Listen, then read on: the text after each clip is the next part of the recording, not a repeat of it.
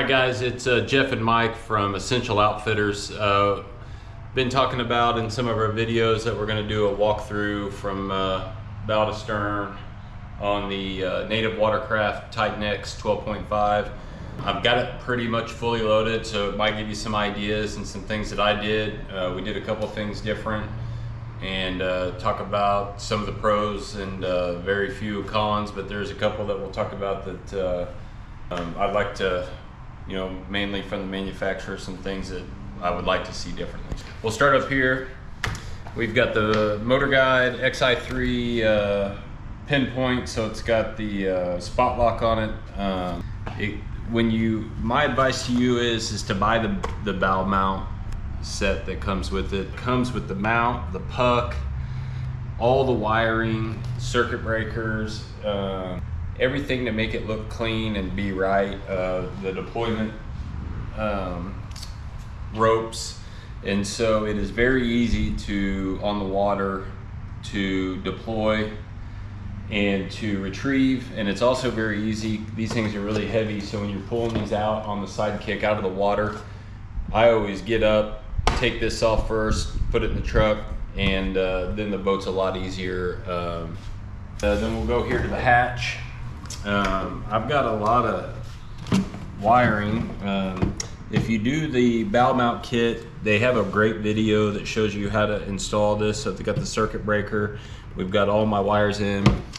And this down here is the yak power. This is how I power the graphs, cameras, and the power pole. We got the power pole anchor you'll see at the end here. So I got the yak power underneath here, all zip tied to the side, and it doesn't get interfere with my release for the Motor Guide. So all this fits. I've got full access. I keep a ton of stuff in here. A full set of rain gear usually, clothes, and then in this box, since I have the yak power underneath, it's a lot of hull space. If you've got the 12.5, you've got a ton of space in the hull. I wanted to utilize that as much as possible. I've got two big bags of plastics, and then my wiring for the two graphs, I'm running the Garmin 93 SVs on the captain's bridge. So I'll show you that here in just a second, but got all the wiring in here for the transducer and the graphs. That's the front hatch. Fully closes. Pretty watertight. The only time I get water in the holes when I'm washing this, and I'm just spraying water everywhere. And really what happens is when I raise this, water will run off of this kind of down underneath. That's the only time it gets in there. I haven't really got any water in the hole on the wall. And so we've got the native pedal drive, automatic reverse. I think they were the first one to have automatic reverse, so you don't have to pull anything. The automatic reverse is unbelievable. The only con would be is we fish a little bit in skinny water, and I've noticed with the Hobies, when you've got this action, you can kind of feather it through some reeds and grass a little bit easier, but still a great drive. We're gonna take that out. The great thing about this boat too is I can not take the motor and just the pedals, or I can take the motor and not the pedal drive, which I do a lot. And then I'm gonna be releasing some footage today in a later video where I was in 4 inches of water. So I had the pedal drive up, the rudder up, the Motor Guide up, and I was literally in 4 inches or less with my paddle, and cruised right through it. Had no issues. That's a lot. That's not very much water for a big boat like this, so it can definitely get really skinny. So I got the two Garmin 93 SVs, as I said before, on the 26-inch captain's bridge. They make a 32. I just didn't need it. I don't know if I have any thoughts on which one you should go to. If you got bigger screens, you might want to go to it. It won't stick out. It'll be right to the end. I walk and stand up here a lot when I'm sight fishing, and then I walk on this boat a lot up here. That's how stable it is. So I didn't really want more thing. I can kind of step and walk right here, so I like that. These are networked together. Bass Pro and Cabela's has a deal right now where you can buy all, and it comes with the network cable, but it's just a pretty simple network cable. This is the one probably con that I'll hit while we're up here, and I can just show you real quick. When the pedal drive is in,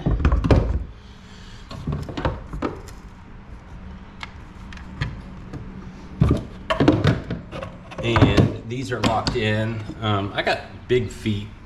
I wear size 13, 14 shoes, depending on brakes. And if I've got my foot hanging over, I hit this sometimes.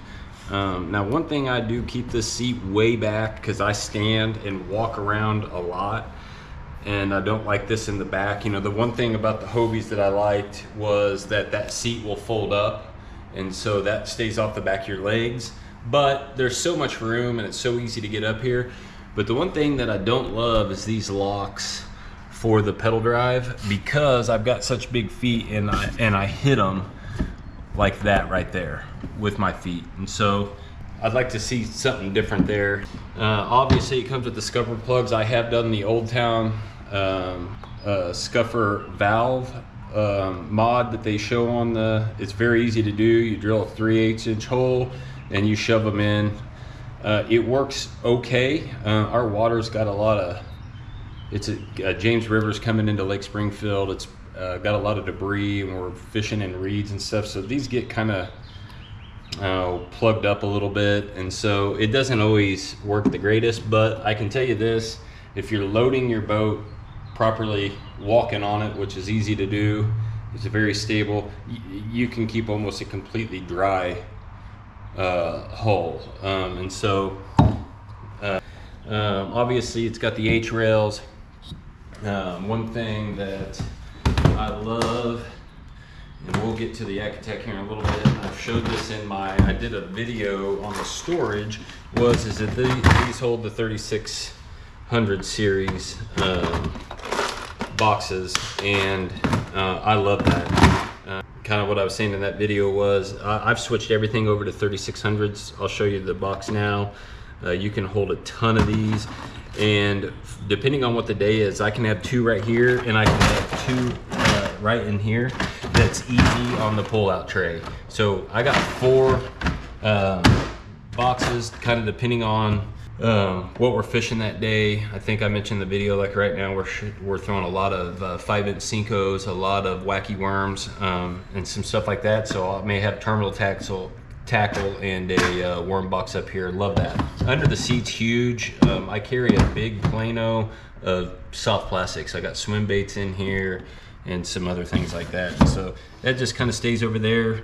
I don't really carry a overflow. This is just more stuff I couldn't fit in any other thing, but it just sits underneath there.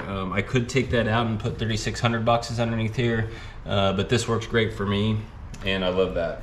So kind of moving back further, I guess everyone knows, if you've been looking at these, they've got the 2 rod holders on each side.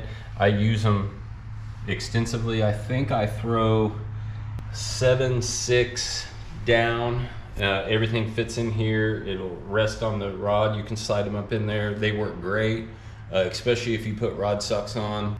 That they come in and out smooth. If you're going under trees and bridges and stuff, you can throw them in there. I normally have them up, but they work out great. Right here on the side is these panels that they have. I think they got 4 or 5 of them in the boat.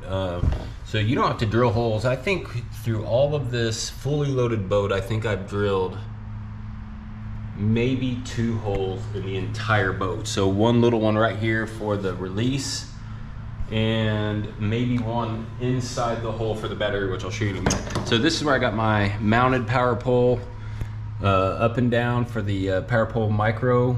It's really easy for me to use. A lot of times I got my rod in my right hand. I can just reach down and deploy that up and down. I've got the standard steering on. I did not choose to upgrade that at this time. And then on this side, I have the Yak Power box. So I can hit those on, click on anything that I got going on, and then as you can see, everything powers up. We can also cameras, lights, and so we've got that capability already built into the boat, and it's easy plug and play. So it's right here, it's waterproof, it's handy, I can flip them on and off. It works great. The Yak Power stuff is pretty phenomenal, real easy plug and play. I've got my Ozark Mountain Trading Company pad that they came on, my life jacket, and I carry my control to my motor guide on my life jacket. I've always got it on when I'm in the boat. It's right here, it's easy, and that seems to work out really good. So moving back here, we've got the big battery. So this is the Bearded Paddler has a great YouTube channel. He does some phenomenal shows for Ozark Mountain Trading Company. He's been a great friend. I've talked about him in many of my videos. Larry and Bruce, the owners of Ozark Mountain Trading Company, they're fantastic. If you're in Arkansas or Missouri and you want to get into kayaking, those are the guys to go see. And they've got a guy working for them that's phenomenal. He's always there to answer questions. He helped me make a lot of decisions when I was building this, and one of them was he is starting to do a sponsorship with this Red Odo batteries. So this is a 12.8 volt 100 amp hour battery, and this is the mini, and it actually fits into the box. I've got my charging connector here, and I got my power quick disconnect here, and this was the second hole that I drilled in the boat. These native Watercraft, and I think the Bonafide, they're really made to rig and to not just have to make a mess out of your hole. So this works out great. All the wiring's underneath. I've got a little bit of padding in here to keep that from moving, but I have no issues. I don't have to take it out. You can run these on the side, you can run them upside down, just as long as you don't get any pressure. All they don't want is any pressure, so I keep some padding right here to make sure on the posts. So that is the battery box, and super easy to get to. I think the 10.5, basically you lose a little bit of room in the front. Everything's condensed a little bit more, a little bit smaller box, and then basically this is a smaller box and the seat sits over it. So that's where I think the 10.5 is a wonderful, this is 185 pounds, I think, just the whole. I got news for you. If you're gonna buy this boat, either have a trailer or get the Sidekick. And if you're gonna get the Sidekick, mount it back here in between these two. You gotta be careful up here. A lot of videos show them up here. We've got some pretty crazy terrain, and there's just not as much support, and there's only one bolt up here with not much boat support, and so I actually ripped an insert out. That's why we're kind of waiting on the handle and stuff to make the decision, because made in the USA, native Watercraft, an unbelievable company, unbelievable customer service. That, and when you team up with a local family-owned outfitter, it's a home run. So that's my suggestion to everyone there, is to do that. Tons of room here that I'm not using. This is the Yak box with the short stack 13x16. I got tons of room here, so I put shoes, water bottles, everything else. I can put a cooler back here if I need to. Told you guys I would show you how I've got this set up. So these are all 3600s. I went completely to that. You can fit 12 boxes in here, so 8 in the bottom and 4 up here. Plus, if you wanted to and you needed 4 more, you've got room for 4 plus more, depending on what you put underneath the seat. I absolutely love these boxes. Another great made in the USA company. I broke this latch. I'm really hard on stuff. I break stuff all the time. I don't buy any of this stuff to sit around. The only reason this looks as good as it does right now is because I washed it, because I got mud everywhere. And I do try to keep it clean because we get them so dirty, but I use this stuff. I mean, you know, things break. Warranty at yakattack.us. sent them pictures, said, hey, I broke this, and they said no problem. You put your name and address. I sent them a picture to make sure they got the right part, and they're gonna send that to me. So this is the top of the short stack, and it's got tons of room. I keep daily stuff in here. I got a little water bag if I need to keep some stuff. I can keep my keys. It's not waterproof, but it's pretty water resistant. I haven't really had any issues with any water getting in here. I got sunscreen, the pliers when they're not down there, snacks, scuffers, just chapstick, about anything you want. So tons of room here for more storage. Sometimes I carry some clothes in here too. One thing I will say too is if you're going to the short stack, you're going to have to move your rods to the sides, because if you have them mounted back here and you've got rods in them, this will not open. I've actually got 2 more of these on order, so I'll have 6 on this. Obviously I could add more, but as of right now, this is how we're rolling with it. So again, here's another one of those panels that you can get replaced if you mess something up or if you change. And that's got my cord for my Power Pole Micro. This thing is unbelievable. If you fish in, you know, shallower water, some or a bunch, this thing is fantastic. The only thing you got to pay attention here is how that wind's going to push that front downwind, and so how that's going to orientate you toward, you know, how you're going to position yourself. Now, one thing that I will also tell you guys what we did. So this is made for the motors back here, and these 2, you're supposed to drill holes in this A-trail, and this is where the micro anchors are supposed to go. It's built for 2. I wasn't going to put a motor back here. I'm not going to put 2. And so Mike and I came up with this idea, and basically I didn't want to drill any holes in the boat. And so we got the metal A-trail. I would definitely go with the metal and not the PVC version, because there is a lot of torque when this thing is driving into the ground and rocks and hitting stuff. And so we went with the metal. We cut it down. It's a perfect fit. Drilled our holes and put them in the set screws that are there for the Newport motors and whatever the other one's called, and then mounted these directly to that. It's crazy stable. I've had no issues with that, and as you can see, it doesn't stick out. I got the Essential Outfitter sticker here. That's, you know, if you guys would like and subscribe, we could get monetized, and then we could sell directly from the YouTube our Essential Outfitters. So you can check that website out if you want. But we got some clothing, we got some stuff on order. One thing I'll tell you on the spring-loaded rudder that comes on these boats is there's a cotter pin down here that you have to pull. If that's not releasing the way that it should be, you pop that out, and the tool, you'll see right here, sticks in there, and you pop it out and you put a little tension. There's a spring in there, and that will enable your release to fall down, and then you pull it back up and the spring will bring it back down. So that's one thing on some of these boats when you get them new that might be something that you had to adjust. I did have to adjust mine.